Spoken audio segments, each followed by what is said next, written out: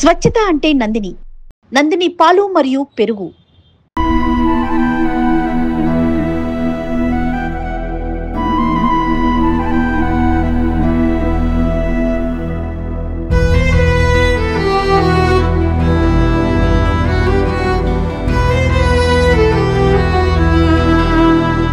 జమ్మూ కాశ్మీర్లోని పహల్గాంలో జరిగిన ఉగ్రవాద దాడిలో దాదాపు 26 మంది చనిపోయిన విషయం అందరూ తెలిసింది. అందులో ఏపీకి చెందిన 2 వ్యక్తులు చనిపోయారు, పర్యాటకులు. అందులో ఒకరు కావలికి చెందిన మసూదన్ బేసిక్గా బెంగళూరులో స్థిరపడిపోయారు 12 ఏళ్ల క్రితం. కానీ వాళ్ళ తల్లిదండ్రులు, ఆయన పుట్టి పెరిగింది మొత్తం కూడా కావలే. అయితే ఆయన చనిపోయింది మంగళవారం మధ్యాహ్నం నుంచి సాయంత్రం ఆ ప్రాంతాల్లో చనిపోయారు. కానీ ఆ విషయాన్ని బంధువులందరికీ తెలిసింది, కానీ వాళ్ళ కుటుంబ సభ్యులు, ముఖ్యంగా వాళ్ళ తల్లిదండ్రులకి చెప్పలేదు బంధువులు. రీజన్ ఏంటంటే వాళ్ళిద్దరూ హార్ట్ పేషెంట్ అవడంతో, ముఖ్యంగా వాళ్ళ తండ్రికి ఇటీవల సర్జరీ చేయడం, అలాగే తండ్రికి మసూద్ అంటే విపరీతమైన ప్రేమ ఉండడంతో ఆ విషయాన్ని చెప్పడానికి తటపటాయించారు. కానీ నిన్న జరిగిన ఒక ఇన్సిడెంట్ అందరినీ కూడా కంటతడి పెట్టిస్తోంది. ప్రస్తుతం నా వెనకాల కనబడుతోంది కదా, ఇది అట్టిపల్లె షాపు, అట్టిపల్లెకి సంబంధించిన గోడౌన్ ఇదంతా కూడా.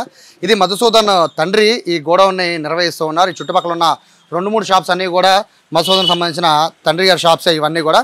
అయితే ఘటన జరిగింది మంగళవారం సాయంత్రం సమయంలో. అయితే నిన్న బుధవారం నాడు ఆయనకి తన కొడుకు చనిపోయిన విషయం తెలియక ఇదే షాప్కి వచ్చారు. ఇదే షాప్లో కూర్చొని వ్యాపారాన్ని చేశారు. ఆయన నిన్న పొద్దున్నే బయలుదేరుతుంటే కుటుంబ సభ్యులు ఎక్కడికైనా అడిగితే నేను షాప్కి వెళ్తున్నానని చెప్పారు. కానీ ఆయన్ని ఆపలేని పరిస్థితిలో వాళ్ళు ఇక్కడికి పంపించారు. ఆయన షాప్లో చాలాసేపు సాయంత్రం వరకు ఆయన షాప్లోనే కూర్చున్నారు. చుట్టుపక్కల వాళ్ళందరూ మాట్లాడుకుంటూ ఉన్నారు.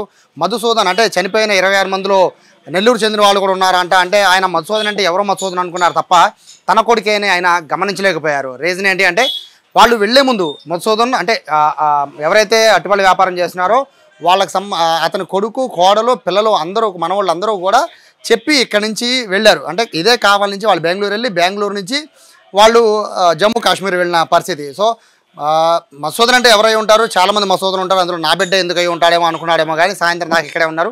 మిగతా బంధువులు వచ్చి చెప్పి ఇక్కడి నుంచి లేదు బాబాయ్ మీరు ఇంటికి వెళ్ళండి, ఈ షాపు క్లోజ్ చేసేయండి అని చెప్పడంతో ఏం జరిగిందని ఆరాధిస్తే మధుసూదన్కి చిన్న చిన్న దెబ్బలు మాత్రమే తగిలాయి. అందులో ఉన్న మధుసూదన్ మన మధుసూదన్ కాదు, కానీ మన మధుసూదన్ కూడా అక్కడ ఉగ్రవాద దాడిలో జస్ట్ కాళ్ళకి వేళ్ళకి ఫ్రాక్చర్లు మాత్రమే హాస్పిటల్లో ఉన్నారు, మీరు ఇక్కడి నుంచి వెళ్ళిపోండి అంటే అప్పుడు ఆయన ఈ షాప్ క్లోజ్ చేశారు. అంటే కొడుకు మరణ వార్త, కొడుకు చనిపోయిన 2 రోజుల దాకా ఆయనకి అసలు చనిపోయిన విషయమే తెలియదు. ఆయన రెగ్యులర్గా వచ్చినట్టే షాప్కి వచ్చారు, షాప్ తీసుకుని వెళ్ళిపోయారు. అంటే పరిస్థితి చూడొచ్చు, చాలా బాధాకరమైన విషయం. ఇది ఎవరో కూడా జీర్ణించుకోలేకపోతున్నారు. ఇక్కడ మధుసూదన్ ఇక్కడికి అందరికీ కూడా కలివిడిగా ఉండేవాడు. అటువంటి మధుసూదన్ ఆయన కష్టపడి ఇదే వ్యాపారం చేసి ఆయన రూపాయి కూడబెట్టి ఆ పిల్లలందరినీ కూడా మధుసూదన్తో పాటు 2 అక్క చెల్లెలు ఉన్నారు, వాళ్ళను కూడా పెంచి పెద్ద చేసి వాళ్ళని బెంగళూరు పంపించి అక్కడ సాఫ్ట్వేర్ ఇంజనీర్గా తీర్చిదిద్దారు. అయినా కూడా ఆయన వ్యాపారం వదలకుండా ఇక్కడే చేస్తున్నారు. ఇక్కడ కనబడుతున్న వీడియో మొత్తం అందరినీ కూడా కంటతడి పెడుతోంది. ఇక్కడ ఉన్న వాళ్ళందరికీ తెలుసు మధుసూదన్ చనిపోయారని, కానీ షాప్లో కూర్చొని వ్యాపారం చేస్తున్న ఆయన తండ్రికి మాత్రం తెలియనివ్వలేదు.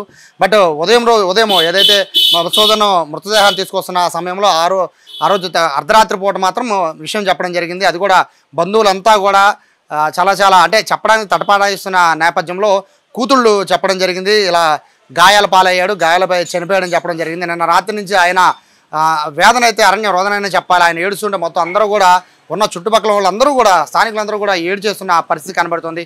ఓవరాల్గా తండ్రి కొడుకుల మధ్య ఎంత పెద్ద బాండింగ్ ఉంది అనేది మాటల్లో చెప్పలేని విషయం.